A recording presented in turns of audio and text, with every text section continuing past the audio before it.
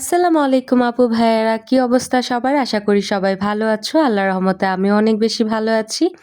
আমি হচ্ছে মহিমা জাহান। আমি আজকে তোমাদের সাথে কথা বলছি বাংলাদেশি ভ্লগার মহিমা ইউটিউব চ্যানেল থেকে। আজকে আমি তোমাদের সাথে বাবার বাসার একটা ভ্লগ শেয়ার করব।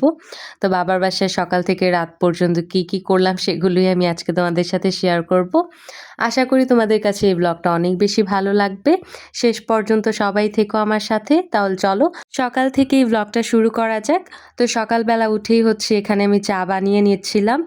আমি আমার আম্মুর বাসার সবাই, মানে আম্মুর বাসার সবাই বলতে হচ্ছে আমার নানুর বাড়ির সবাই, আমরা চা খেতে খুব বেশি পছন্দ করি। মানে এগুলো আমাদের রক্তেই আছে ওইরকম। চা ছাড়া দিন শুরুই হয় না। তো সকালবেলা উঠেই হচ্ছে গরম গরম ১ কাপ চা বানিয়ে নিলাম। আম্মুও সাথে ছিল, আম্মুও খাচ্ছিল, আমিও খাচ্ছিলাম। আসলে আমার শরীরের অবস্থাও খুব বেশি ভালো না। কিন্তু এই অবস্থায় আমি আব্বুর বাসায় গিয়েছিলাম শুধুমাত্র আম্মুর জন্যই। কারণ আম্মুর শরীরটাও ভালো না, আম্মুও অসুস্থ। তা আম্মুকে দেখার জন্যই হচ্ছে আমি গিয়েছিলাম। আম্মুর ২ টা চোখেই হচ্ছে অপারেশন হয়েছে। চোখে যে ছানির অপারেশনটা হয়, ছানি কাটার অপারেশনটা ওইটাই হয়েছে। তা আম্মুকে একদম কালো চশমা পরে থাকতে বলেছে। ১ মাস তো একদমই রান্নাঘরে যাওয়া যাবে না, তাপের সামনে যাওয়া যাবে না। তো আব্বু বাসায় থাকলে আব্বুই সবকিছু হ্যান্ডেল করে। আব্বু খুব ভালো রান্না পারে। তা আব্বু বাসায় থাকলে হচ্ছে আমার কোনোই ঝামেলা নিতে হয় না, আব্বু বা ভাইয়া বাসায় থাকলে।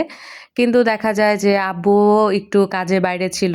আমাদের গ্রামের বাসার এদিকে আরেকটা বাসা করা হচ্ছে, গ্রামের বাড়ি। তো সেই কারণে সেই জায়গায় আব্বুকে একটু টাইম দিতে হচ্ছে। আমার ভাইয়ারও অফিস আছে, যে কারণে সেও বাসায় থাকতে পারছে না। তা আমি হচ্ছে এই টুকটাক রান্নাগুলো করছিলাম।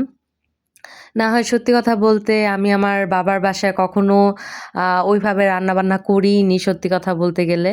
আমাকে আমার মা-বাবা খুব যত্ন করে রেখেছে। সবাইকেই রাখে আই এম সিওর। কিন্তু আমি বড় হয়েছি, আমি কখনোই হয়তোবা চা জাল করা ছাড়া বা হচ্ছে নুডলস রান্না করা ছাড়া আমি হয়তোবা রান্নাঘরে ওইভাবে ঢুকিইনি। আমি জানিও না অ্যাকচুয়ালি আমাদের রান্নাঘরের কোন জিনিস কোথায় আছে। ইভেন শ্বশুর বাসায়ও জানি না, বাবার বাসায়ও জানি না। আমার শ্বশুর বাসায়ও হচ্ছে আলহামদুলিল্লাহ অনেক ভালো একজন শাশুড়ি মা পেয়েছি, শ্বশুর-শাশুড়ি পেয়েছি। তো আমার শাশুড়ি মাই সবকিছু হ্যান্ডেল করে। আমি রান্নাঘরে ওইভাবে যাইও না। এখন তো অসুস্থ, এখন তো আরও যাই না। বাট আমি হচ্ছে খুব কম রান্নাবান্নাই করেছি লাইফে। কারণ আমার হচ্ছে ভার্সিটি থাকে। তারপরে আমি হচ্ছে এত গুছিয়ে কাজ করতে পারি না। সত্যি কথা বলতে গেলে আমি খুব বেশি একটা সাংসারিক না। কিন্তু তাও হচ্ছে এখন আম্মু যেহেতু অসুস্থ, তাই চিন্তা করলাম যে আমি একটু রান্না করি। তো এখানে রান্না করার জন্য বেশি কিছু ছিল না। আমি যেহেতু হচ্ছে মাছ, মাংস এগুলো খেতে পারি না। তো সেই কারণে হচ্ছে আমি এখানে কিছু সবজি রান্না করে নিচ্ছিলাম। যেমন বরবটি ভাজি, তারপর হচ্ছে তিতা করলা ভাজি। এই ভাজিগুলো আমি একটু খেতে পারি, মানে সবজি খেতে পারি। তা আমি হচ্ছে আমার নিজের জন্যই টুকটাক রান্না করে নিচ্ছিলাম। আর বড় রান্না যেগুলো ছিল মাছ ভাজি, তারপরে হচ্ছে মুরগির মাংস, ওইগুলো আব্বু রান্না করে খুব সুন্দরভাবে ফ্রিজে রেখে গেছে। ইভেন মাছ সব মসলা মাখিয়ে তারপরে হচ্ছে হালকা ভেজে ফ্রিজের মধ্যে রেখে গেছে। আমি জাস্ট বের করবো আর ভাজবো ওইরকম। তাও ওইগুলো আমি করিনি, যেহেতু আমি রান্নাঘরের আমিও ওইরকম তাপ বা হচ্ছে স্মেল এখন নিতে পারি না সত্যি কথা বলতে। আমিও একটু অসুস্থ যেহেতু। তা আমি হচ্ছে এখানে এই ২ টা জিনিসই রান্না করে নিচ্ছিলাম। বরবটি আর আলু দিয়ে ২ টা ভাজি করছিলাম, আর হচ্ছে সাথে তিতা করলা ভাজি ছিল।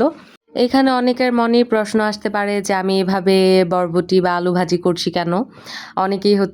অনেকেই না, ইভেন আমিও বা আমার আম্মু এভাবেই রান্না করে যে ১ম এ তেল দেয়, তারপরে হচ্ছে ওইটার মধ্যে পেঁয়াজ দেয়, একটু ভাজা হলে দেন হচ্ছে আ যেই ভাজিগুলো থাকে বা যেই সবজিগুলো থাকে সেগুলো দেয়।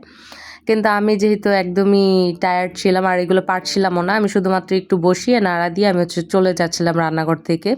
তো এই কারণে আম্মুই সবকিছু একসাথে দিয়ে মরিচ, পেঁয়াজ, লবণ সবকিছু একসাথে দিয়ে হচ্ছে রেডি করে দিয়েছিল। আমি শুধু এখানে বসিয়েছি।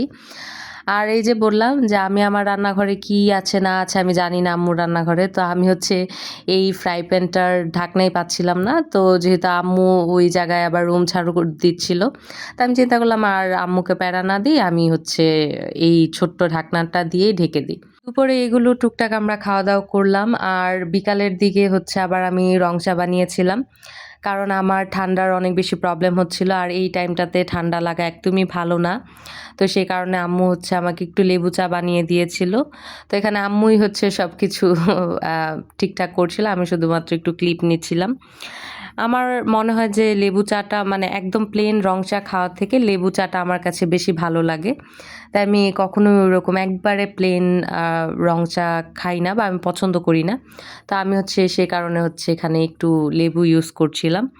লেবু দিয়ে এরকম রং চা খেতে আমার খুব ভালো লাগে, বা মালটা দিয়েও খাওয়া যায়, কমলা দিয়ে খাওয়া যায়। এগুলো খুবই টেস্টি হয়, আমার কাছে ভালো লাগে। জানি না কার কাছে কেমন লাগে, বাট এরকম মালটা চা, কমলা চা, লেবু চা এগুলো আমার খুব পছন্দ রং চার মধ্যে। তো এইগুলো বিকালের দিকে খাওয়ার পরে ভাইয়া অফিস থেকে আসে এবং আসার পথে হচ্ছে আমাকে কল করে যে কিছু খাবো নাকি। তা আমি বলে দিলাম যে পিৎজা নিয়ে এসো। তো সে হচ্ছে আমার জন্য পিৎজা নিয়ে এসেছিল।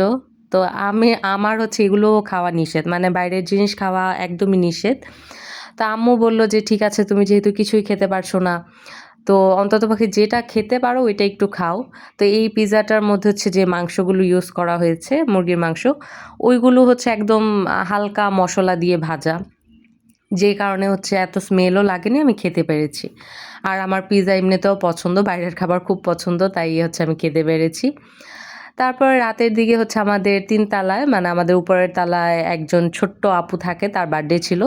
তো সবাইকে হচ্ছে প্রতি ফ্লোরেই হচ্ছে এরকম ছোট্ট, ছোট্ট কেক দিয়ে যাচ্ছিল। তো আমরা হচ্ছে কেক খেলাম অ্যান্ড আমাদের রাতে যাওয়ার কথা ছিল, দাওয়াত দেওয়া হয়েছিল। বাট আনফরচুনেটলি ওই রাতে ৯টা-১০টার দিকে আবার সিঁড়ি বেয়ে উপরে ওঠা আমার কাছে একটু রিস্ক মনে হচ্ছিল, তাই আর যাইনি আমি। তো এটাই ছিল আজকে আমার ছোট্ট একটা ভিডিও। আশা করি তোমাদের কাছে এই ভিডিওটা অনেক বেশি ভালো লেগেছে। যদি ভালো লেগে থাকে তাহলে অবশ্যই আমার চ্যানেলটা সাবস্ক্রাইব করে দিয়ে আমার পাশেই থেকো। যদি আমাকে কোনো কিছু জিজ্ঞাসা করতে হয় অবশ্যই কিন্তু কমেন্ট করো। আমি কিন্তু সবার কমেন্টে রিপ্লাই দিয়ে থাকি। তা আজকে এই পর্যন্তই। সবাই সুস্থ থাকো, ভালো থাকো। আমার জন্য অনেক বেশি দোয়া করো। আল্লাহ হাফেজ সবাইকে।